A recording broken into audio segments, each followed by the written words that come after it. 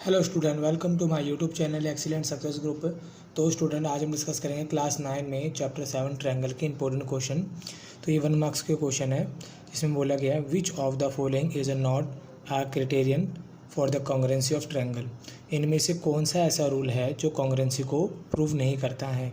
ठीक,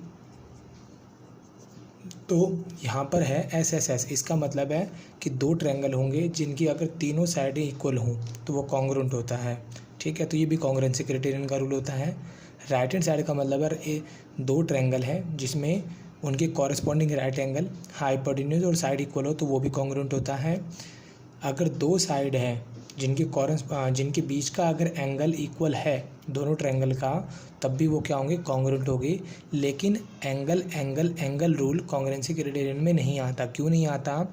क्योंकि मान लो कोई मेरा ट्रायंगल है ABC और कोई दूसरा ट्रायंगल है। कॉन्ग्रुएंट का मतलब होता है ऐसी दो फिगर जो शेप के अंदर बिल्कुल हूबहू एक जैसी हो, शेप एंड साइज़ दोनों बिल्कुल इक्वल होनी चाहिए, तब जाके वो कॉन्ग्रुएंट कहलाती है।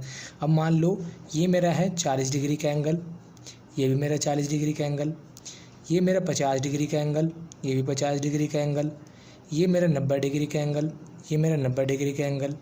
अब दोनों का साइज़ छोटा बड़ा है बट एंगल सेम है। ठीक है, तो इस वजह से हम इनको कॉन्ग्रुएंट नहीं कह सकते। तो इनमें से कॉन्ग्रुएंसी क्राइटेरियन का रूल कौन सा नहीं होगा? एंगल नहीं होगा। ठीक, जैसा कि मैंने आपको बताया, कॉन्ग्रुएंट का मतलब होता है दो ऐसी शेप, वो कुछ भी हो सकती है, सर्कल, ट्रायंगल, क्वाड्रिलेटरल। अगर कॉन्ग्रुएंट वर्ड लग गया है तो जिसका मतलब ये होगा कि वो दोनों शेप बिल्कुल हूबहू एक जैसी, एक दूसरे की फ़ोटोकॉपी है, ऐसे ही समझ लो।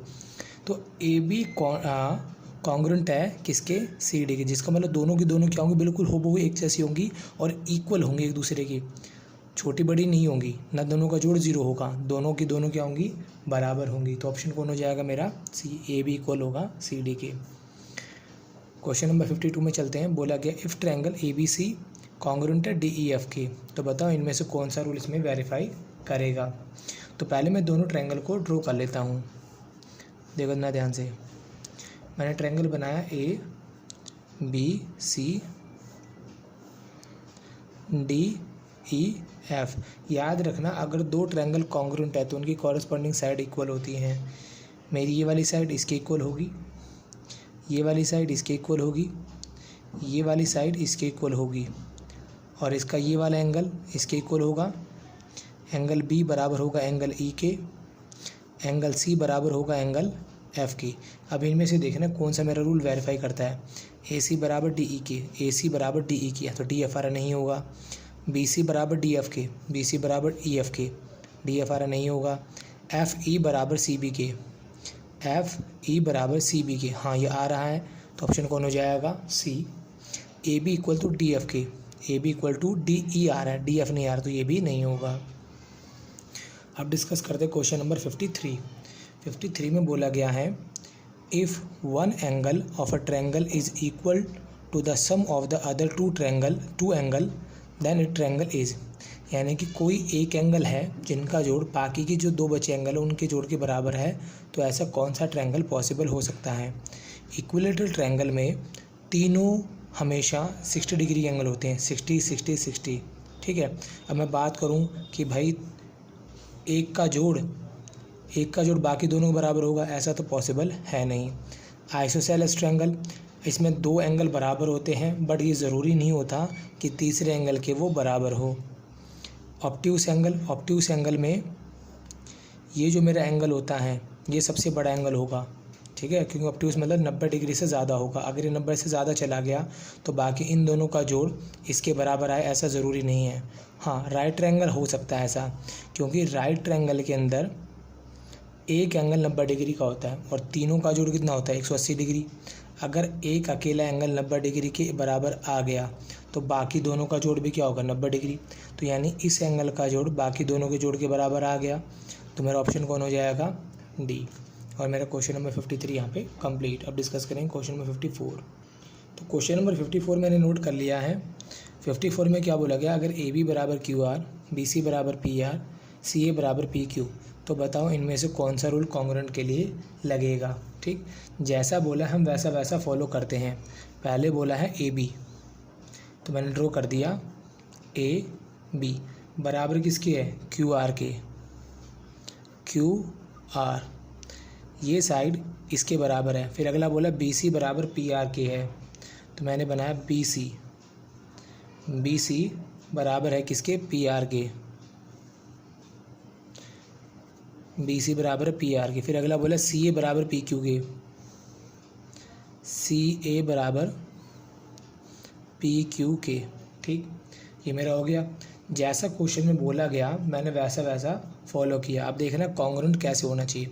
कॉन्ग्रुएंट होने के लिए इनके कॉरेस्पॉन्डिंग एंगल कॉरेस्पॉन्डिंग साइड के इक्वल ही चलने चाहिए। यानी पी बराबर सी के, बी बराबर आर के, ए बराबर क्यू के, इसी सीक्वेंस में ही होने चाहिए जैसे इनके एंगल और ये कॉरेस्पॉन्डिंग साइड है।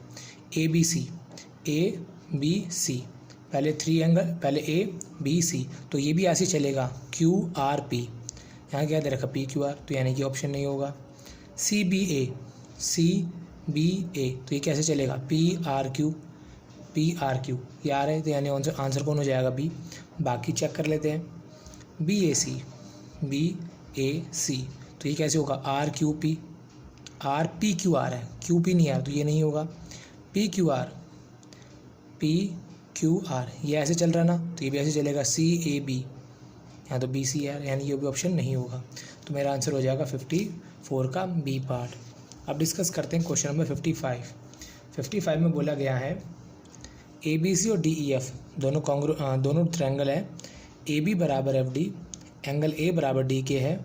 Then 2 triangle will be congruent S A S. अगर दोनों triangle S A S rule से कॉन्ग्रुएंट होंगे तो इनमें से किस कंडीशन का होना ज़रूरी है।